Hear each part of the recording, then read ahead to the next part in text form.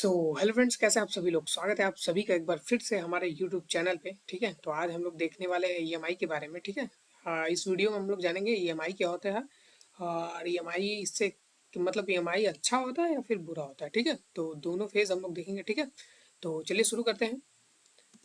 तो सबसे पहले देख लेते हैं ईएमआई क्या होता है। तो ईएमआई जो है कि इक्वेटेड मंथली इंस्टॉलमेंट है। ठीक है, जैसे कोई भी चलिए आगे मैं एग्जांपल के साथ समझाता हूँ। ठीक है, तो ये जो है कि फिक्स पेमेंट एवरी मंथ होता है, हर महीने का एक फिक्स पेमेंट बनता है, जो कि एक प्रिंसिपल अमाउंट जो रहता है आपका, उसके ऊपर इंटरेस्ट लगा के दोनों को जोड़ के वो ईएमआई होता है। ठीक है, तो एग्जांपल जैसे हम लोग देख लेते हैं। अगर आपका 8 लाख का कार लोन है। ठीक है, 10% इंटरेस्ट है। ठीक है, 5 साल के लिए अगर आप लेते हैं उसको, तो आपकी ईएमआई जो बनेगी वो 17%, 17,000 रुपये हर मंथ बनेगी। ठीक है, तो टोटल आप लोग कितना देंगे, 10,20,000 रुपये। मतलब 8 लाख की कार के लिए आपको पेमेंट कितना करना पड़ेगा, 5 साल में 10,20,000 रुपये।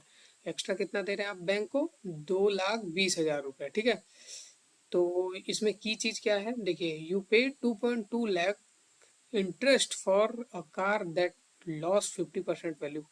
अब जैसे आप कार लेके आते हैं तो वो तुरंत सेकंड हैंड हो जाती है एक तरह से। जो इसमें बोल रहा है कि अगर जो आप जिस कार के लिए आप लोग 2,20,000 रुपये ज़्यादा दे रहे हैं, उसकी वैल्यू खुद 50% से घट जा रही है। तो ईएमआई जो है वो डिस्काउंट के बराबर तो हुआ नहीं, क्योंकि हम लोग तो 8 लाख रुपये था। ठीक है, लोन लिया हम लोगों ने, 17,000 हर महीने दे रहे हैं, लेकिन ऐसे तो पता नहीं चलता ना। तो लॉन्ग टर्म में जब देखते हैं हम लोग, तब उसकी वैल्यू पता चलती है हमको। तो चलिए आगे देखते हैं गुड ईएमआई और बैड ईएमआई क्या क्या होता है। ठीक है, तो गुड ईएमआई जो होती है बिल्ड वेल्थ, मतलब आपको वेल्थी बनाती है। तो इसमें देखिए सबसे पहला है एसेट्स एप्रिसिएट्स। ठीक है, होम लोन जो होते हैं। ठीक है, होम लोन में देखिए फ़ायदा ये होता है कि आप लोग को टैक्स भी कम देना पड़ता है। ठीक है, होम लोन के लिए देखिए क्रिएट इनकम। अगर ईएमआई आप लोग अगर लोन ले रहे हैं ईएमआई पे, ठीक है, तो एजुकेशन के लिए लेंगे तो वो आपके लिए प्लस पॉइंट रहेगा। आगे जाके आप उसका यूज़ करके और ज़्यादा पैसे बना सकते हैं। ठीक है, या बिजनेस लोन लेंगे। ठीक है, वो भी पैसा कमाने के लिए। ठीक है, और इंटरेस्ट रेट हमेशा कम होना चाहिए रिटर्न से। ठीक है, जो भी ईएमआई आप लोग ले रहे हैं, जैसे लोन लिए हैं आप लोग, ठीक, 8.5% का लोन है, और अगर उसमें 12% रुपये आप लोग को म्यूचुअल फंड या फिक्स डिपॉजिट कहीं से मिल रहा है, तो वो ज़्यादा बेटर है, क्योंकि आपको आपको मतलब इंटरेस्ट जो है वो कम है रिटर्न से। तो आपको एट द एंड पैसा बचेगा ही। ठीक है, टैक्स बेनिफिट वही जो बताया मैं आपने आपको। ठीक है, और ईएमआई जो है कि हमेशा हमेशा ये बात हमेशा ध्यान रखिएगा, ईएमआई हमेशा 35% से कम ही होनी चाहिए हमारी इनकम के। ठीक है, अगर आप लोग का जैसे इनकम 1 लाख है, तो जितनी भी ईएमआई है सारी कैलकुलेट करके 35,000 से कम ही होनी चाहिए। ठीक है, और चलिए बैड ईएमआई देख लेते हैं।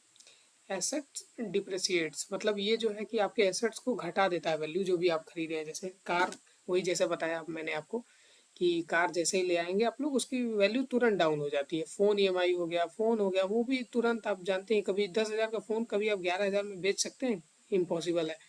वही चीज़ है। ठीक है, तो जैसे फॉर कंजप्शन क्या होता है, वेकेशन है, वेडिंग है, इन सब के लिए हम लोग लोन लेते हैं, जो कि हमें बाद में बहुत ज़्यादा दिक्कत होती है इसको रीपे करने के लिए। ठीक है, हाई इंटरेस्ट क्रेडिट कार्ड, वही बताया इंटरेस्ट वाला, हमेशा रिटर्न से कम होना चाहिए इंटरेस्ट। ठीक है, टैक्स बेनिफिट पर्सनल लोन पे कुछ नहीं मिलता है, होम लोन पे जैसा बताया मिलता है।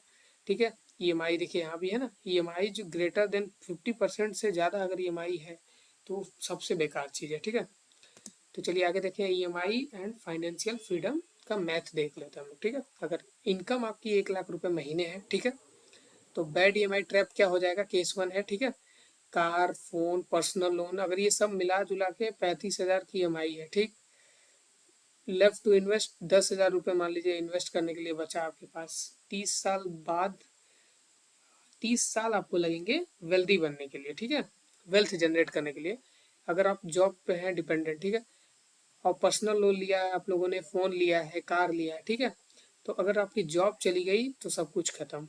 ठीक है, आप क्योंकि इन सब चीज़ों से उतनी इनकम जनरेट नहीं कर पाएंगे ना, अब जॉब लॉस हो गई, सब कुछ खत्म हो गया।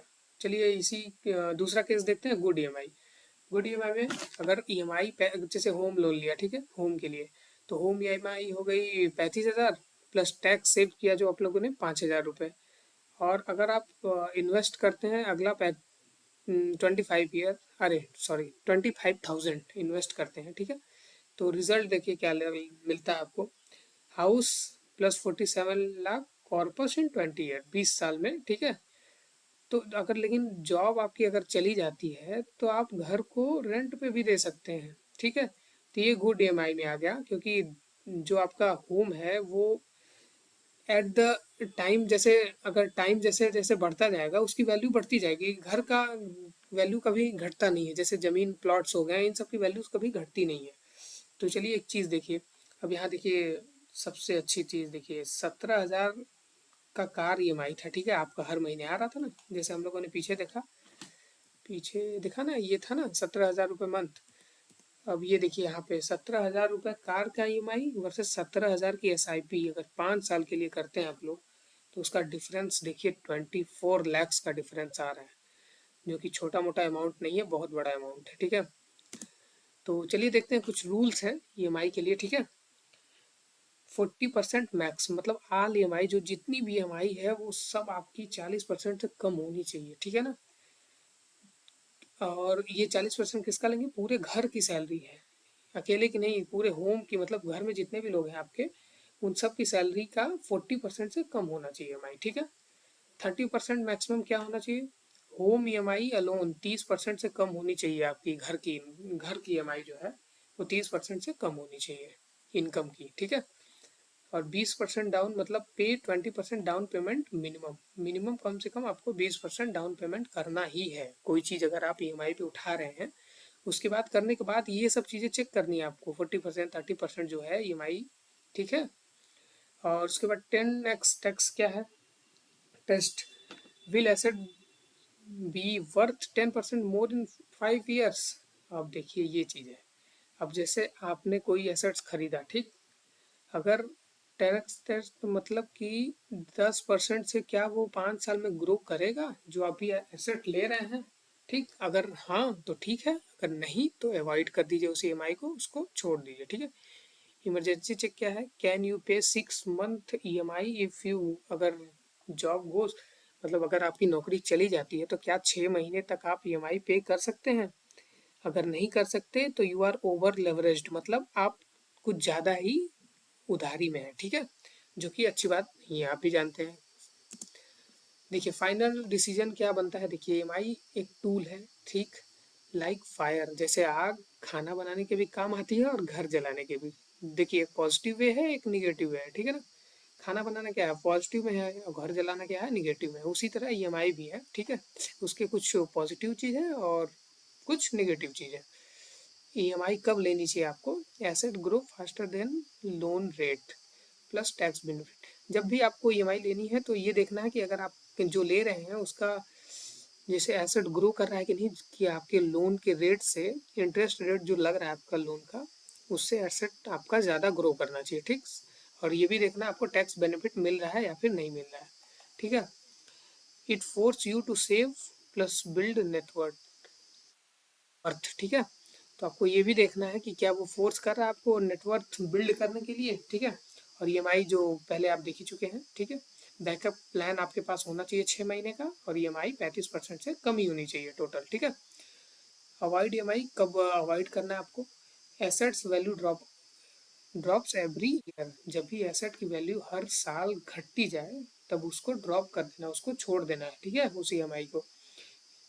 और इंटरेस्ट ग्रेटर देन 12%, मतलब 12% अगर ज़्यादा है इंटरेस्ट किसी ईएमआई का, तो फिर वो देखिए बहुत दिक्कत करेगी आगे जाके, क्योंकि आपको 12-13% से ज़्यादा कहीं वो भी देखना है ना आपको, उसकी वैल्यू ग्रोथ हो रही है कि नहीं कुछ।